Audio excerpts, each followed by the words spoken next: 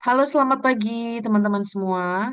Assalamualaikum warahmatullahi wabarakatuh. Terima kasih teman-teman yang udah hadir di pagi ini. Kita udah ber-19 ya teman-teman ya. Jadi ada 19 peserta di hari ini. Seperti biasa kita akan mulai perkuliahan kita pagi ini ya teman-teman ya.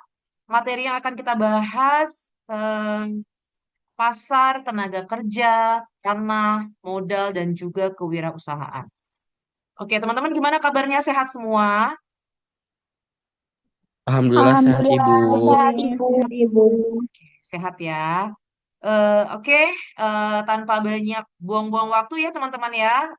Kita akan mulai perkuliahan ini, tapi saya mulai dulu ya untuk pemaparan materinya. Nanti bisa dilanjutin oleh teman-teman kelompok ya. Seperti biasa, presentasi project kita di perkuliahan ini.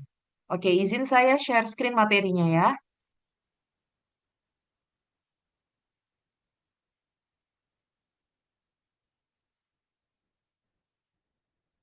Oke,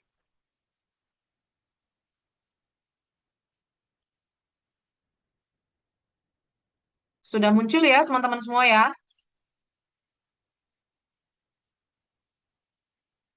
Sudah Ibu.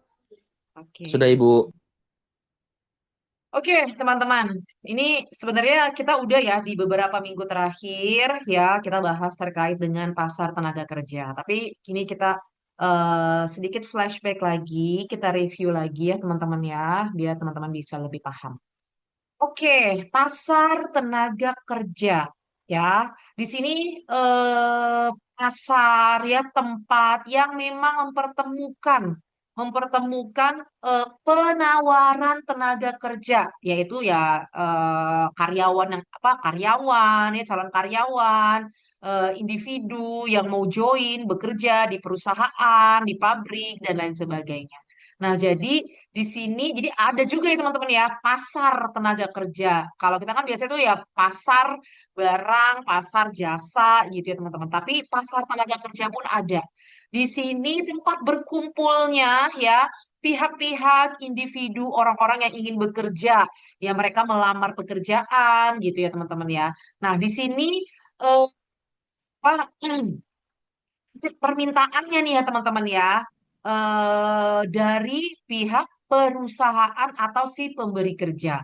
Jadi ada penawaran tenaga kerjanya ya, ada penawaran tenaga kerja ya, dengan ada penawaran ini muncullah yang namanya permintaan tenaga kerja.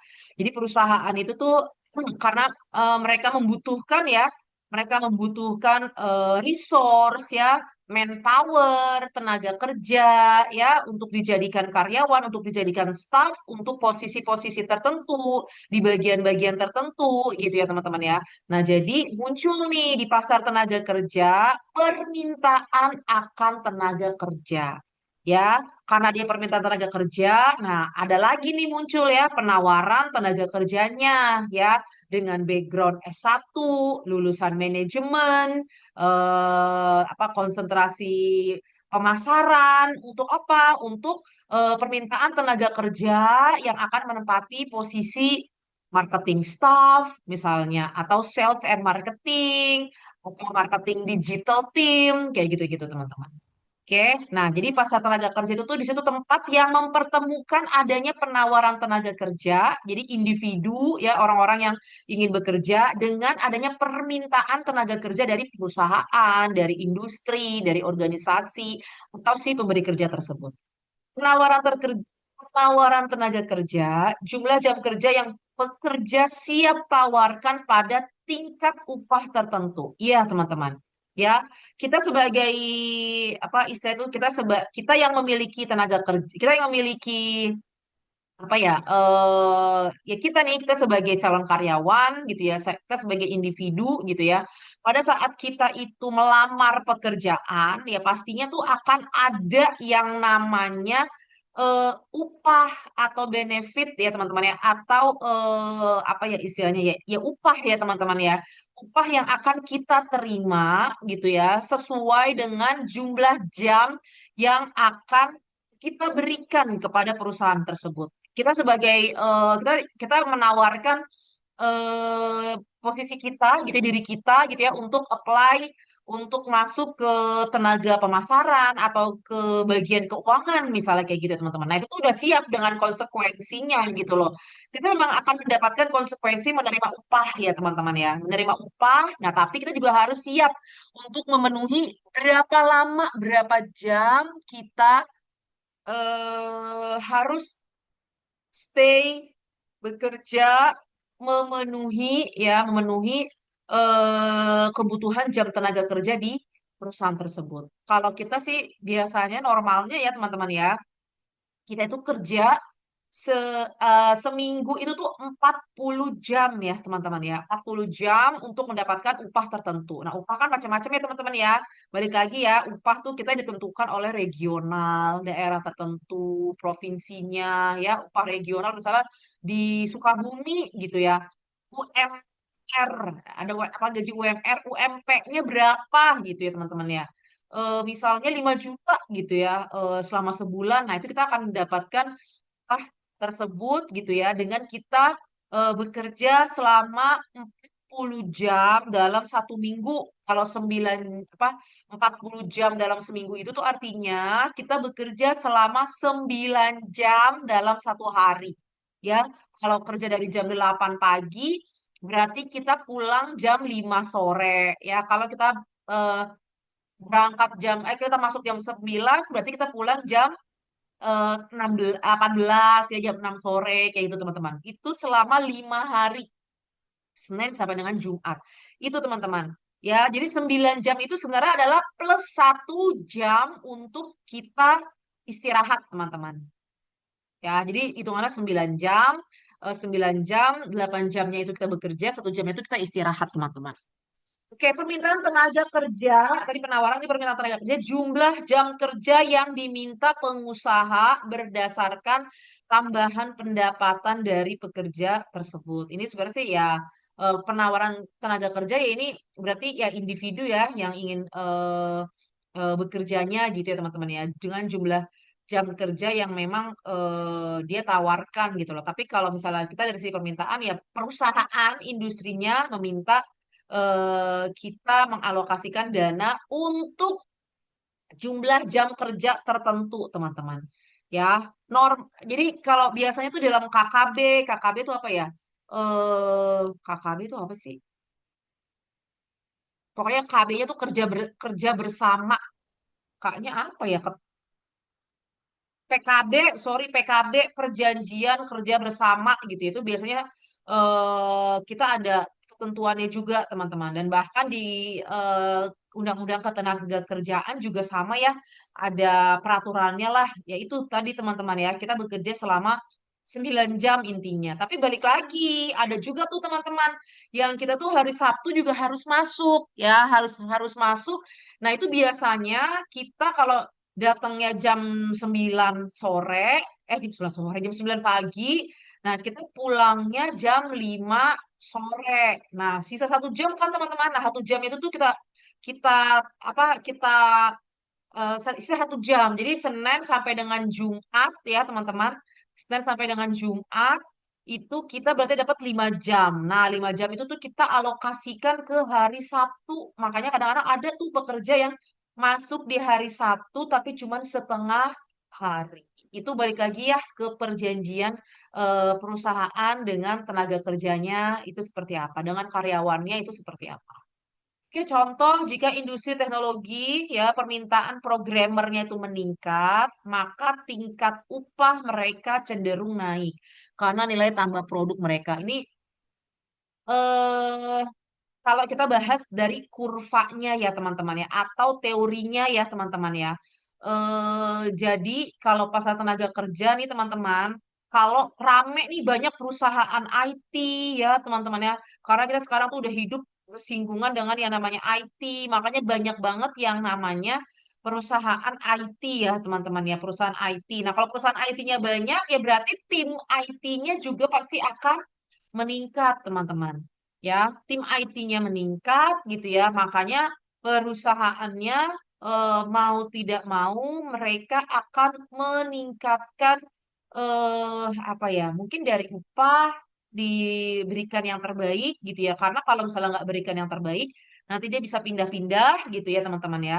Nah, dan mereka juga harus apa ya, ada value yang ditawarkan biar ya mereka mau lah ya. Mereka mau join di perusahaan tersebut teman-teman. Beda kalau perusahaannya cuma satu ya teman-teman ya. Kalau cuma satu ya nggak ada persaingan yang muncul teman-teman. Makanya monopsoni di perusahaan yang memang tidak terlalu ada persaingan, ya cenderung perusahaan yang lebih menentukan segala sesuatunya terkait dengan yang namanya upah, bahkan juga kebijakan-kebijakan kerjanya, jam kantor misalnya, upah lembur yang mungkin tidak dibayar gitu ya.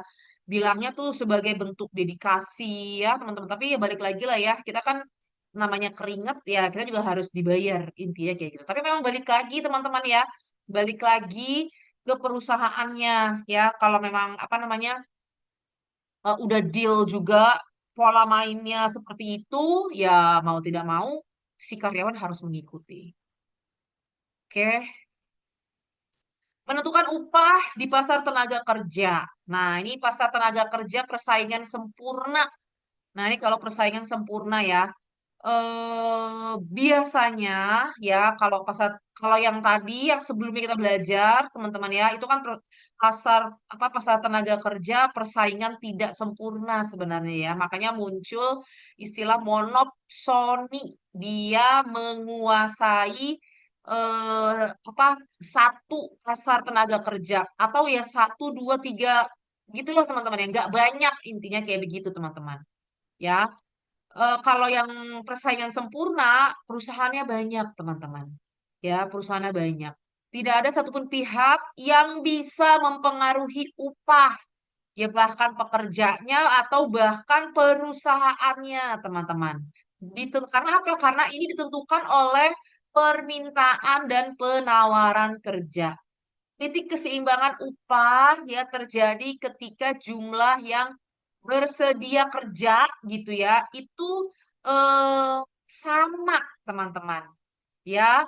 Jadi kita belajar keseimbangan di tenaga kerja ini ya, supply dan juga demand-nya ya, permintaan dan juga penawaran tenaga kerjanya itu dia akan sama, teman-teman, balance ya. Makanya kalau makanya persaingan sempurna ini nih ya lebih apa ya teman-teman ya? Lebih dinamis ya, teman-teman ya, lebih dinamis gitu ya teman-teman ya, lebih dinamis bahkan ya lebih enak ya, lebih transparan ya, teman-teman ya. Karena apa? Karena memang keseimbangan itu tuh tercipta apabila kalau permintaan dan penawarannya itu sama.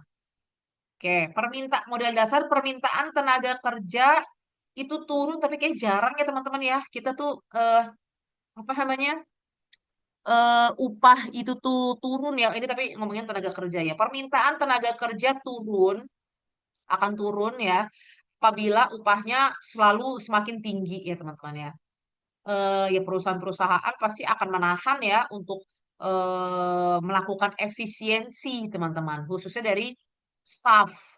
Ya, kalau upahnya naik ya, maka permintaan tenaga kerjanya akan turun gitu loh. Ini semua kan akhirnya muncul ya teman-teman ya. Ini merupakan latar belakang dari adanya teknologi juga teman-teman. Ya, pada saat perusahaan atau pabrik melakukan automation ya, melakukan segala sesuatunya secara otomatis. Jadi manpower, tenaga kerja, buruh diganti dengan apa namanya teman-teman? Diganti dengan robot ya teman-teman ya, diganti dengan robot ya. Atau misalnya kita customer service diganti dengan diganti dengan apa bot gitu ya, pakai chatbot gitu teman-teman ya. Nah, biasanya ya teman-teman, pada saat upahnya itu semakin tinggi, ya, permintaan tenaga kerja itu akan turun. Ntar kita lihat ya teman-teman ya, kan udah di daerah-daerah atau bahkan di Jakarta ya kemarin udah meresmikan ya untuk menaikkan upah atau naikin UMR ya teman-teman menjadi berapa itu ya? 5 koma ya kalau nggak salah ya teman-teman ya. Hampir 6 juta ya kalau tidak salah ya teman-teman. Nah, kita lihat tuh. Biasanya perusahaan-perusahaan di Jakarta mungkin akan menahan diri ya teman-teman ya.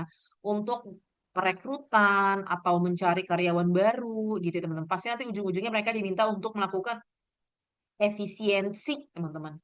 Akan melakukan efisiensi. Bahkan bisa jadi ada yang namanya layoff ya teman-teman ya. Layoff itu tuh ada yang tahu nggak teman-teman apa itu layoff?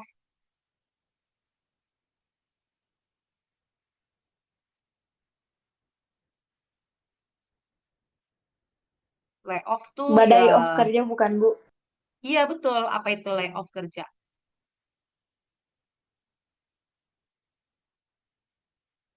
Pemutusan hubungan kerja, Bu. Iya betul. Ya, yang kasus kemarin ya banyak banget tuh layoff yang lagi pas zaman-zaman pandemi ya teman-teman ya. Nah mungkin kita lihat juga ya, ini kan baru diresmiin selama 1 bulan ya. Tapi di Jakarta, saya kurang dengar ya informasi untuk di Sukabumi, di Bogor gitu ya. Ada nggak mereka adjust UMR mereka? UMP ya, UMP atau ada UMP, ada UMK gitu sebutnya ya, UMP. Eh tergantung di ini ya, tergantung di daerah masing-masing ya. Jadi biasanya tuh teori atau modelnya gitu teman-teman ya. Kalau misalnya pada saat upah yang diberikan itu tuh naik gitu ya teman-teman ya. Nah itu biasanya tuh perusahaan akan lebih apa bukan menghentikan ya. Ya pokoknya berkurang lah ya mereka melakukan permintaan tenaga kerja. Nah, terus penawaran tenaga kerja sebentar ya, ini banyak yang masih penawaran ini penawaran ya bukan permintaan ya teman-teman ya. Penawaran tenaga kerja itu akan banyak gitu ya.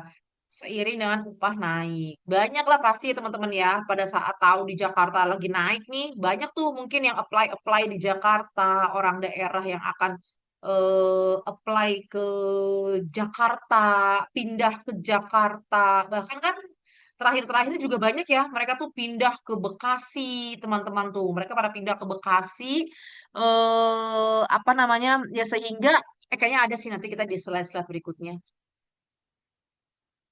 Oke, penawaran tenaga kerja naik seiring upah naik. Oke, kelemahan teori kompetitif, teori persaingan. Pasar nyata sering tidak memenuhi asumsi kompetitif. Ya, ini informasi sempurna, mobilitas bebas, dan lain sebagainya. Oke, ini ada apa MRPL, marginal revenue, nilai tambahan pendapatan yang diperoleh perusahaan dari mempekerjakan satu unit tenaga kerja. Ya ini marginal, sama kayak kemarin-kemarin ya teman-teman ya. Tapi ini lebih kalau MRPL kita ngitung tambahan pendapatan ya untuk sebuah produk yang dihasilkan oleh labor, labor itu apa teman-teman? Labor tuh buruh ya teman-teman ya. Nah ini ada ininya teman-teman.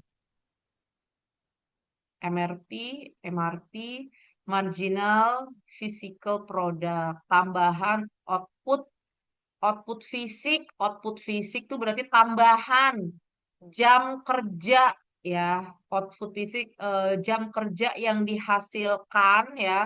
Kamu dengan menambahkan jam kerja output fisik tuh yang dihasilkan oleh pekerja yaitu ya bisa jam, bisa mungkin apa ya teman-teman ya. Ya dia bisa menghasilkan berapa dengan tenaga dia gitu loh teman-teman.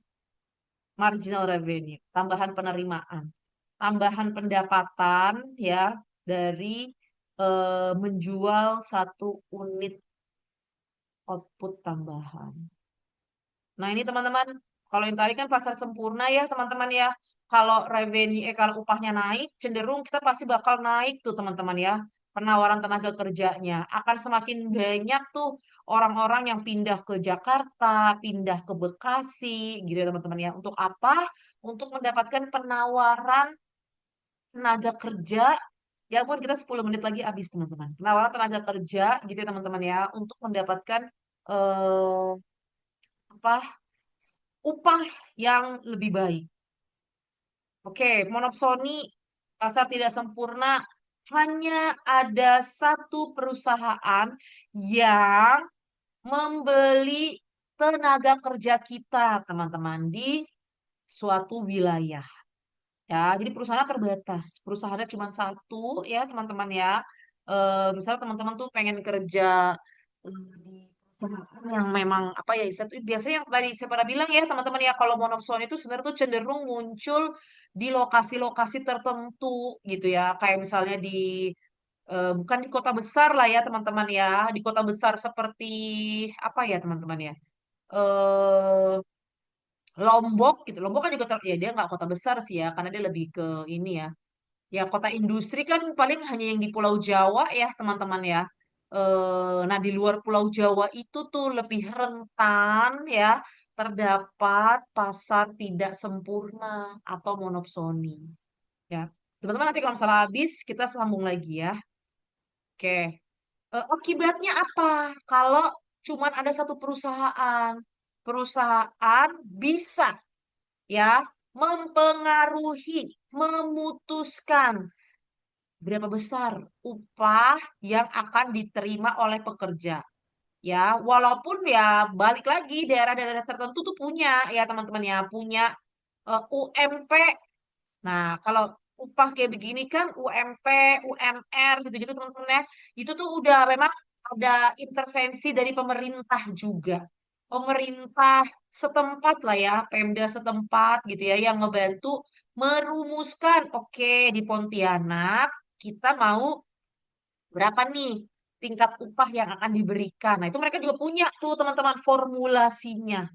Ya, mereka lihat tuh ya karena memang gak ada industri, gak ada perusahaan, makanya ya mereka gak ada persaingan teman-teman. Jadi ya gimana dari Pemda mau melobi juga perusahaannya cuma satu gitu kan ya ya udah saya cuma bisa kasih UMP-nya 2,5 juta gitu kan. Nah itu udah pokoknya apa namanya perusahaan tuh kuat banget lah ya mempengaruhi tingkat upah yang akan diberikan kepada perusahaan kepada karyawan teman-teman ya karena pekerja sulit pindah kerja. Perusahaan mampu mempengaruhi tingkat upah karena pekerja sulit pindah kerja. Dia tahu ya, perusahaan tuh tahu gitu ya. Kamu pindah kemana? Karena perusahaannya cuma saya di sini gitu kan. Oh, kalaupun kamu mau bukan di perusahaan ini, ya kamu harus keluar tuh. Ya keluar kota, itu kan kos, itu biaya yang tinggi teman-teman. Dari Kalimantan kamu pindah ke Pulau Jawa. Ya kamu ada barang-barang, mungkin nggak ada barang, saya emang nggak ada barang sih gitu kan ya. Cuman bawa baju aja misalnya kayak gitu kan. Tapi kan sama aja, tiket pesawat juga nggak semurah itu teman-teman. Ya makanya banyak nih karyawan-karyawan yang udah masuk ke perusahaan yang tipikalnya monopsoni gitu ya, ya mereka pasti akan mikir, aduh, ini biaya pindahnya mahal gitu ya, belum lagi sulit, misalnya ada barang-barang, bawa keluarga, nah itu tuh benar-benar cost ya teman-teman ya, biaya yang besar. Oke, kalau pasar tidak sempurna itu untuk tenaga kerja tidak sempurna ya, upah berada di bawah upah keseimbangan karena perusahaan menekan biaya tenaga kerja. Ya, di slide-slide apa minggu-minggu lalu gitu ya. Perusahaan tuh goals-nya mendapatkan keuntungan semaksimal mungkin ya, teman-teman. Bahkan mereka itu bisa mampu loh mereka tuh mengotak-atik gaji karyawan. Makanya bayar gaji seminimal mungkin untuk mendapatkan profit yang sebesar-besarnya. Harusnya kan nggak boleh kayak gitu ya teman-teman ya. Harusnya ya kita kalau upah itu mengikuti regulasi, mengikuti UMP yang berlaku itu seperti apa gitu. Jadi nggak boleh dikurang-kurangin lagi gitu ya teman-teman. Nah kalau perusahaan pengen dapat revenue atau pendapatan yang sebesar-besarnya itu, profit sebesar-besarnya, ya dia harus pikir efisiensinya dari sisi yang lain, efisiensi produksi gitu ya. Misalnya cost-nya dikurangi, COGS-nya dikurangi, misalnya kayak gitu teman-teman. Nah, mereka harus pikirin yang namanya efisiensi, tapi bukan di pengurangan biaya tenaga kerja atau upah kayak gitu teman-teman. Oke, contohnya daerah industri kecil dengan satu pabrik besar sih. Kan saya juga bilang ya teman-teman ya, di perusahaan kayak di Pontianak, di Sulawesi, misalnya Makassar, di Balikpapan, itu tuh perusahaannya nggak kecil-kecil juga, nggak ecek-ecek juga teman-teman. Kan perusahaan itu paling baik tuh tambang. Ya, apalagi tuh tambang, terus apalagi teman-teman, perkebunan. Nah, itu perusahaan-perusahaan gede semua teman-teman. Ya, bos-bos besar semua itu yang main di situ. Nah, oke. Daerah industri kecil dengan satu pabrik besar bisa menawarkan upah rendah, teman-teman. Ya, bisa aja ditawarnya tuh rendah, kecil. Karena apa? Ya karena kita ya calon karyawan ini nih nggak punya alternatif kerja yang lain, teman-teman. Ya, no option. Beda sama pasar persaingan sempurna ya, pasar tenaga kerja persaingan sempurna ya. Perusahaannya banyak, teman-teman.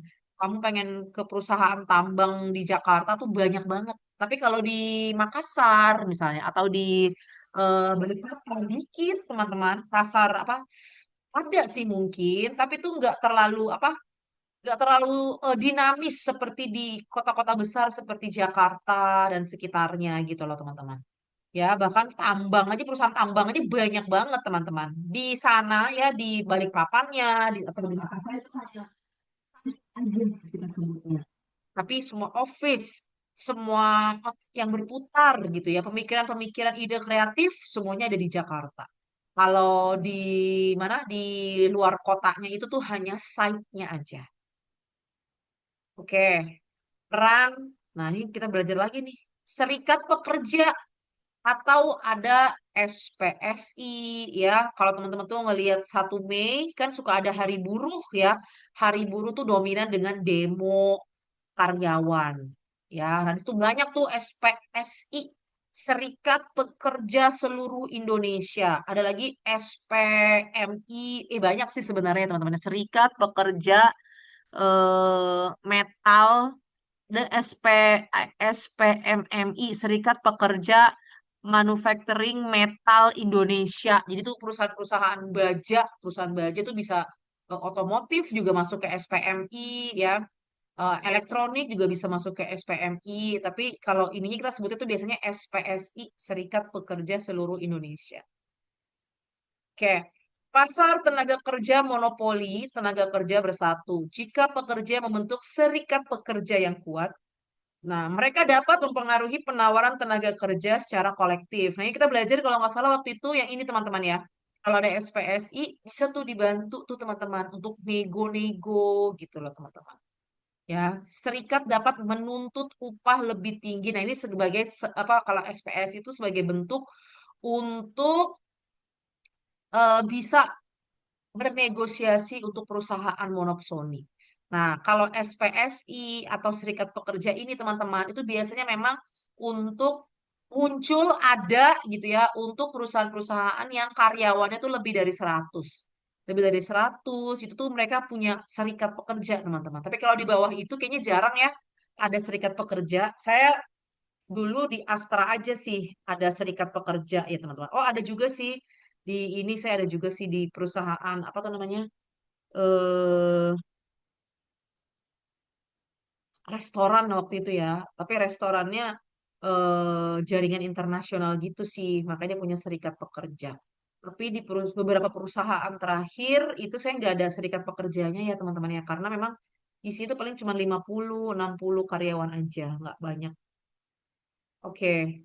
Jadi di pasar tenaga kerja monopoli ya atau monopsoni di sini nih ada serikatnya teman-teman ya. Kalau memang kita mau sedikit lebih fleksibel lah ya bisa nego-nego. Tapi padahal sebenarnya kalau monopsoni itu tuh pasar tenaga kerja monopoli itu udah fix, udah strict, dia nggak bisa ini teman-teman apa nego-nego gitu ya. Jadi udah pasti mereka bisa menekan upah kita seminimal mungkin.